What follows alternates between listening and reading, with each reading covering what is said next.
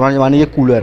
दीवाना मैं हो गया तुम्हें जो मैंने देखा। बीच में तो राजा बैठता था जो कि किंग था, और साइड में उनकी रानियाँ बैठते हैं। सामने इस टाइम जयवाण तोप। मेरी जान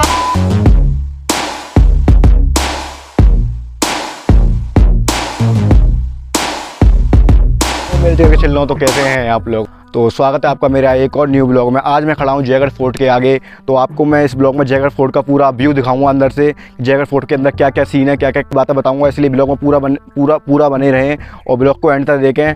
और जो भी बंदा कोई नया बंदा है जुड़ा है मेरे साथ सब्सक्राइबर पे, तो प्लीज़ ब्लॉग को लाइक करें, कमेंट करें और अपने दोस्तों को शेयर करें। जो जयगढ़ फोर्ट देखना चाहता है उसको शेयर करें। और आपने कभी जयगढ़ फोर्ट देखा है तो मुझे कमेंट में बताएं कि आपने जयगढ़ फोर्ट कब देखा था। अगर आप जयपुर से हुए हैं तो भी मुझे कमेंट करें कि मैं जयपुर से हूँ। तो अब अंदर जाके आपसे बात करते हैं कि जयगढ़ फोर्ट में क्या क्या सीन है। तो गाइस ये है जयगढ़ फोर्ट का पूरा व्यू बाहर से। अभी यहाँ से मुझे पूरी सीढ़ियाँ चढ़नी है ऐसे करके। ये पूरी रास्ता है, ये पार करना है और ये पार करके मैं अंदर जाके आपको बताता हूँ कि अंदर का क्या सीन है। तो फाइनली गाइस हम ऊपर पहुँच चुके हैं। यहाँ पे अब टिकट कटा रहे हैं। यहाँ पर टिकट का प्राइस लिखा हुआ है भारतीय पर्यटन 150 रुपये। बच्चों के लिए बच्चे जो 12 वर्ष से आयु तक के हैं उनके लिए 75 रुपये और स्टूडेंटों के लिए भी 75 रुपये है। मैं अगर आप बाइक वगैरह लेके जा रहे हो तो उसके लिए 100 रुपये टिकट अलग से है। और हैवी वाहन के लिए 200 रुपये वगैरह टिकट है। आपके लिए मैं फ़ोटो ऊपर डाल दूँगा जो आप देख सकते हो आराम से। और जब भी आप आओ तो आपको सुविधा होगी आने में कि क्या क्या सीन अंदर टिकट वगैरह का। अब अंदर जाके बात करते हैं आपसे। तो गैस यहाँ पे आप देख सकते हो ये रास्ता सीधे जाता है। यहाँ पे लिखा हुआ है तोप कारखाना, कैनल फैक्ट्री और बजरंग बाण तोप। इस गेट से अंदर जाते ही हमें एक तो सबसे पहले कारखाना मिलेगा तोप का और बजरंग बल तोप मिलेगी। और इसके अंदर फैक्ट्री है जहाँ पे तोप वगैरह बनाई जाती थी होंगी। और यहाँ पे देखो कुछ घोड़े गाड़ी भी रखी हुई है, बैलगाड़ी रखी हुई है। यहाँ पे बैलों से बांधते हुए चलाया जाता होगा उस टाइम के हिसाब से। वही पुराने ज़माने की तकनीक ऊपर आने की। तो गाइस आप यहाँ पे देख सकते हो मेरे पीछे लिखा हुआ खारत परिषद, जो कि यहाँ पे कैनल वगैरह जो कि तोप वगैरह थी ना जो पुराने ज़माने में बनाई जाती थी, जो कि मैं आपको सामने अपनी वीडियो में सामने फ्रंट कैमरे से दिखाता हूँ। ये है वो पूरी मशीन जिससे कि तोप वगैरह बनाई जाती थी। ये है तोपों के सांचे जिसमें अपनी जो मिश्र धातु हैं, 7 प्रकार की धातु, जितनी प्रकार की धातु तोप में इस्तेमाल की जाती हैं वो उसका जो मटेरियल होता है वो इसमें भरा जाता है। और ये है अपनी ड्रिल मशीन जिससे कि तोप के जो बीच में जो नली होती है उसमें छेद किया जाता है। ये भी कुछ अंदर जो लगे हुए हैं ना, अंदर मशीन दिख रही हो तो आपको कैमरे में क्लियरिटी नहीं आ रही है। जो मशीन है वो बैलों और घोड़ों बैलों और हाथियों कुछ ऐसे ही कुछ पुराने ज़माने के जो भी जानवर थे उनके द्वारा खींची जाती थी, जिससे कि ये ड्रिल मशीन चलती थी और कैनल के अंदर छेद होता था। सकते हो आप कितने बड़े बड़े ढांचे हैं उसके। इसके अंदर सारी मिश्र धातु भरी जाती थी और तो एक तोप का निर्माण किया जाता था। अब चलते हैं इसके आगे। ये मेरे पीछे जो जगह देख रहे हो, यहाँ पे तोप बनाने के लिए सामान मटेरियल जो भी था ना, लोहा सोना चांदी वाला जो जितनी मिश्र धातुएँ थी उनको यहाँ पे इस भट्टी में पिघलाया जाता था। और पिघलाने के बाद उस जगह पे जो मशीनरी थी अभी आपको दिखाई दी ड्रिल मशीन, वहाँ पे ले जाया जाता था और तोप का निर्माण किया जाता था। आपको मैं इसको और करीब से दिखाना चाहता हूँ। तो आपको मैं और जानकारी दे देता हूँ। इसके नीचे जो जिन गली है ना, इसमें से लकड़ियाँ जलाई जाती होंगी शायद मेरे हिसाब से। और इसके अंदर जो बीच में ये विंडो दिख रही है आपको, यहाँ से जो अपनी मेटल होती है ना, मेटल धातु वगैरह इस जगह पे डाली जाती थी और उन्हें पिघलाया जाता था। यहाँ पे आप देख रहे हो छलनी टाइप का है कुछ।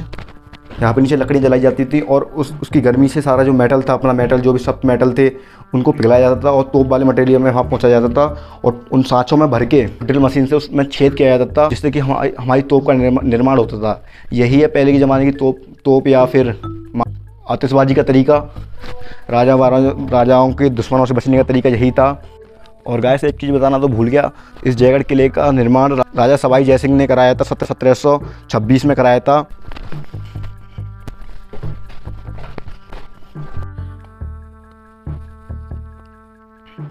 हेलो गाइस, फाइनली हम पहुंच चुके हैं एक ऐसी जगह पे जहाँ पे जितने भी इस महल के अंदर हथियार वगैरह बनाए जाते थे उस टाइम के हिसाब से वो कैसे बनाए जाते थे, खाने में कौन से औजारों का इस्तेमाल किया जाता था, वो सारे इस जगह पे हैं जो कि आप देख सकते हो मेरे पीछे, जिन्हें मैं आपको एक एक करके सबको डिटेल में बताता हूँ। कि सबसे पहले यहाँ पे रखा हुआ है तोप के कारखाने का मॉडल, जो ड्रिल मशीन बताई थी मैंने आपको, उसका मॉडल रखा हुआ है यहाँ पे। और यहाँ पे कुछ आप उसके बैरल में छेद करने के लिए भी रखे हुए हैं, जो कि आप बैरल में छेद करते थे। तोप के अंदर जो छेद करने के लिए लगाए जाते थे, किस साइज का छेद करना है उस हिसाब से रखे हुए हैं आप।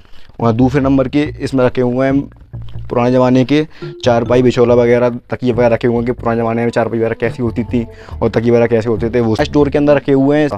यहाँ पे रखे हुए हैं अपने लोहार खाने के सामान, जिसमें मतलब लोहार वगैरह जो भी इस्तेमाल करते हैं, नट्स बोल्ट्स वगैरह जो कि छेद करने के काम आते हैं, लोहे के अंदर ड्रिल करने के काम आते हैं, वो सारा इसके अंदर रखा हुआ है, सुसज्जित रखा हुआ है। अगर आपको जयगढ़ फोर्ट में आते हो तो आप प्लीज़ इस जगह पे जरूर आना, मेरे सजेशन इस जगह पे आना भाई। मुझे दिल से ये चीज़ अच्छी लगी कि भाई पुराने ज़माने की चीज़ों को देख के पता नहीं मुझे क्या क्या अंदर से हो जाता है कि मतलब कि पुराने ज़माने की चीज़ों को देखो एक बार यार, कि मतलब दिल से खुशी होती है कि पुराने ज़माने में कि ऐसी भी सीन हुआ था। नेक्स्ट डोर के अंदर कितनी मोटी रस्सी रखी हुई है, जो कि महल के जो पत्थर वगैरह ऊपर खींचते थे ना, इसी रस्सी से खींचे जाते हैं। यहाँ पे बढ़ई के औजार रखे हुए हैं, जो कि ड्रिल वही मेटल के अंदर छेद करने के लिए जो इस्तेमाल होते थे आप औजार, वो सीन रखा हुआ है इस जगह पे। इसके नेक्स्ट डोर में लिखा हुआ है लोहार खाने के विभिन्न औजार, मतलब फिर लोहार खाने के जो मतलब छोटे मोटे औजार होते हैं, छोटे छोटे औजार होते हैं वो रखे हुए हैं, या फिर जो मेटल को मोड़ा कैसे जाए वो औजार रखे हुए हैं, या जो मेटल होता है उसको टिल्ड कैसे किया जाए, घुमाए कैसे जाए, वो औजार रखे हुए हैं। यहाँ पे देखो एक चक्की रखी हुई है, गेहूँ के आटे पीसने की, शायद वही चक्की है, गेहूँ वगैरह के आटे पीसने के लिए चक्की रखी हुई है पुराने ज़माने के हिसाब से, जो हाथों से आटा पीसा जाता था ना, हमारे घर पे भी अभी पड़ी है, पर कोई आपको इस्तेमाल नहीं लेता उनको। और इनके बगल में आपको रखी हुई हैं लकड़ियाँ, जो मोटी मोटी लकड़ियाँ होती हैं ना, वो रखी हुई हैं, और उनको यहाँ पे सांगड़ी बोला जाता है। यहाँ पे लकड़ियों के पास में लिखा हुआ है सांगड़ी, उसको इस लोकेशन में सांगड़ी बोला जाता है। लकड़ियों के अंदर रखे हुए हैं भट्टी के औजार, जो भट्टी होती ना, जो अभी आपने देखी थी भट्टी में, जो आपको जो दिखाई थी ना भट्टी जिसमें मेटल पिघलाया जाता है, वो भट्टी, उसके औजार रखे हुए हैं। जैसे बड़े बड़े चमचे वगैरह रखे हुए हैं, जैसे कि जो मेटल होता है ऐसे भर के दूसरे बर्तन में डाला जा सके मेटल अपना, और बहुत सारी चीज़ें रखी हुई हैं मेटल को निकालने के लिए, मेटल को साफ करने के लिए, मेटल को तोड़ने के लिए, जहाँ भट्टी के औजार रखे हुए हैं। अब चलते हैं इसके नेक्स्ट लोकेशन पे। हेलो गाइस, इस टाइम खड़ा हूँ मैं बजरंग बाण के बिल्कुल जस्ट सामने। यहाँ पे बजरंग बाण रखा हुआ है, जो कि आप देख सकते हो। बजरंग बाण और कुछ नहीं, एक तोप है जो कि 32 बैलों के जरिए ऊपर लाई गई थी, और इसको जितने भी युद्ध होते थे, जितने भी मतलब भयंकर युद्ध होते थे, जो कि राजा के जरिए उस तोप का इस्तेमाल किया जाता है और चलाया जाता है इस तोप को। ये भी बहुत ही घातक तोप बनी जाती है उस टाइम के हिसाब से, और इसके ऊपर 2 डॉल्फिन भी बने हुए हैं, क्योंकि हर तोप के ऊपर कुछ ना कुछ बना हुआ होता है। जैसे कुछ के ऊपर शेर बना हुआ था, किसी के ऊपर डॉल्फिन बना था, किसी के ऊपर घोड़ा बना हुआ होता है, इसीलिए इस बजरंग बाण के ऊपर डॉल्फिन बनी हुई है। ये देख सकते हो आप, ये है डॉल्फिन, और पता नहीं मुझे किस एंगल से डॉल्फिन लग रही है, पर ये डॉल्फिन ही है। क्यों पल में यूं दीवाना मैं हो गया, तुम्हें जो मैंने देखा, तुम्हें जो मैंने जाना। तो गाइस पता है अभी क्या हुआ था, मैं बताना नहीं चाहता इस ब्लॉग में, फिर मैं आपको बता देता हूँ। जैसे कि अभी आपने देखा था, हम फोटो खिंचाने के लिए ऊपर ही साइड गए थे ना, तो वहाँ पे 2 फॉरेनर थे, मतलब फीमेल फॉरेनर थे। 3 थे भाई। हाँ 3 लड़कियाँ थी, फीमेल मतलब फॉरेनर थी। तो मैंने तो भाई इससे बंदे से बोला कि भाई क्लिक माई फ़ोटो प्लीज़। ये तो बोला can you click my photo please. भाई मैं तो टूटी फूली इंग्लिश में उन्होंने फ़ोटो समझ लिया, उन्हें क्या लगा कि मतलब कि उनके साथ फ़ोटो खिंचाना चाहता है। तो भाई वो क्या बोलती पता है, no no no no no no no no sorry. मैं कह रहा बहन की लौड़ी तेरे को कौन मुँह लगा रहा है यार, निकल यहाँ से। ये है महल क्षेत्र सुवट निवास। तो गाइस अब मैं महल के दूसरे पोर्शन में आ चुका हूँ। यहाँ पे मुझे सबसे पहले घुसते ही मिला है सुवट निवास। खिलवती निवास बोलते हैं, सुवट निवास एक ही चीज़ है। जो कि आप मेरे पीछे ये घर टाइप देख रहे हो, इसके अंदर सुवट निवास के अंदर कुछ इंस्ट्रूमेंट रखे हुए हैं पुराने ज़माने के, जिसको मैं आपको डिटेल से अंदर जाके बताता हूँ। आ चुके हैं भाई। इस सुवट निवास के अंदर एक सीन है, जैसे कि आपको पता ही कि ये वाला किला राजस्थान में बना हुआ है, और गर्मियों के दिनों में ना दोपहर के टाइम पे इतनी गर्मी हो जाती है ना कि कुछ पूछो मत। राजस्थान में तुम्हें पता है कि कितनी गर्मी रहती है, और जितनी दिन में गर्मी रहती है उतनी रातें ठंडी होती है राजस्थान के अंदर। तो भाई इस सुवट निवास के अंदर रखे हुए हैं पुराने ज़माने के इंस्ट्रूमेंट, पुराने ज़माने के कूलर। ये देख सकते हो आप, पुराने ज़माने के कूलर रखे हुए हैं। ये छोटा कूलर है, फिर इससे बड़ा कूलर है, फिर ये कुछ और कूलर है, ये नगाड़े वगैरह कूलर हैं। इसमें पानी भरा जाता था, और ये सारे लकड़ियों के बने हुए हैं, इसमें पानी भरा जाता था। और नौकर लोग होते थे, उनके दास वगैरह टाइप होते थे, वो इन्हें घुमाते थे, और इसमें ठंडी हवा निकलती थी, जिससे कि एक एयर कंडीशनर की तरह काम करते थे। और पुराने ज़माने की टाइप की गाड़ियाँ भी रखी हुई हैं, व्हीकल्स वगैरह रखे हुए हैं। और पता नहीं, मुझे तो एक गोल्फ वाली जो गाड़ियाँ आती हैं उस टाइप की हैं, और पता नहीं राजा वगैरह यूज़ कैसे करते होंगे इन सीन का। सो अब चलते हैं इस महल के नेक्स्ट पोर्शन की तरफ।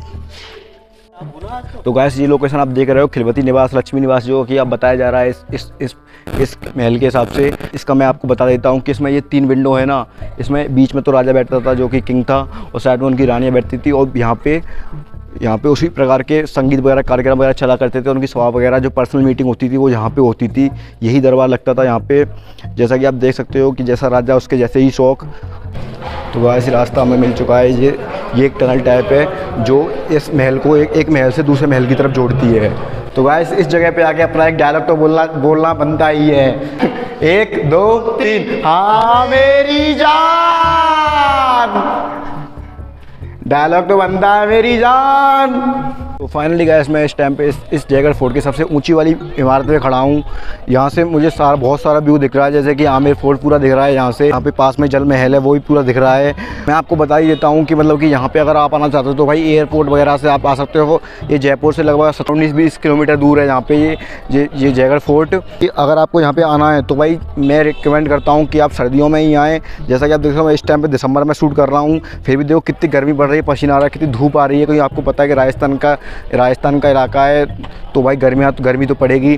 तो मैं रिकमेंड करता हूँ कि आप नवंबर, दिसंबर, जनवरी इन्हीं मौसम में आए। अगर आप गर्मियों में आते हो ना इस फोर्ट को देखने तो मज़ा नहीं कर रहा है, हालत ख़राब हो जानी है आपकी गर्मी की वजह से। तो फाइनली गाइस आप सबको जिस चीज़ का इंतजार था वो घड़ी आ चुकी है, क्योंकि मेरे सामने इस टाइम जयवाण तोप, ये दुनिया की सबसे बड़ी तोप है, ये दुनिया की सबसे विशाल तोप है। इस जैसी तोप आज तक ना कोई बनी है ना कोई अब बन पाएगी। कोई वो ज़माना कुछ अलग ही था जिसने ये तोप बनाई थी। तो गाइस मैं आपको बता दूं इस तोप की कुछ खासियत हैं। इसका जिस चीज़ से गोला फेंका जाता है, जो कि इसकी नाल है, जो कि आप देख सकते हो, जो जिससे आप गोला फेंका जा सकता है, वो करीब 20-22 फुट लंबी है। और इसका जो पहिया है करीब 7-7.5 फुट ऊंचा है। और इसकी मारक क्षमता करीब 50 मील है, जो कि आप देख सकते हो। और इसका जो वजन है वो करीब 50 टन है पूरी। इसके एक गोले को दागने के लिए 100 किलो, कम से कम 100 किलो बारूद उसमें भरा जाता था, जिससे कि ये चलाई जाती थी। और इसको मैंने जहाँ तक कि जितने लोगों ने मुझे बताया है कि ये सिर्फ एक बार चलाई गई है, जो कि इसकी टेस्टिंग के जरिए चलाई गई है। और आप लोग सोच रहे होंगे ये तोप ऊपर कैसे आई होगी। मैं आपको बता दूँ ये तोप पार्ट्स के जरिए ऊपर आई थी, छोटे छोटे पार्ट्स के रूप में इसे ऊपर लाया गया था। और मैन्युफैक्चरिंग इसकी यहीं पे की गई है। और इसके बीच में जो एक धुरी लगी हुई है जिसको हाथियों या घोड़ों के जरिए से घुमाया जाता था, जिससे कि इसका जो आगे का एंगल चेंज होता है कि कहाँ पे तोप दागी जा सके। और इसको सिर्फ एक बार चलाया गया था, जो कि टेस्ट के जरिए चलाया गया था। और इसके पास में एक तालाब है जहाँ पे मतलब जो इसको चलाता ना भाई, जिस एक बंदे ने चलाया था उसके भी कान के पर्दे फट गए थे। इसका पूजन आज भी होता है। राजपूताना जो रॉयल फैमिली होती है इसकी पूजन आज भी करती है। दीपावली टाइम पे जो हथियारों की पूजा की जाती है उस टाइम पे आज भी करती है। और ये तोप एक तरह से राजपूतों की आन शान मानी जाती है और इस किले की आन शान मानी जाती है। आपको मैं तोप का पूरा बता दिया। तो गाइस इस ब्लॉग को करते हैं यहाँ पे ही एंड, और मिलते हैं एक और नेक्स्ट ब्लॉग में। अगर आप मेरी वीडियो को नए हो तो सब्सक्राइब करें, पुराने तो किसी अपने एक फ्रेंड को शेयर करें, जिससे कि मेरा भी कहीं जाने का मन करे और नए ब्लॉग डालने का मन करे। और मिलते हैं एक और नेक्स्ट ब्लॉग में। Thank you so much, love you all, bye bye, tata, see you.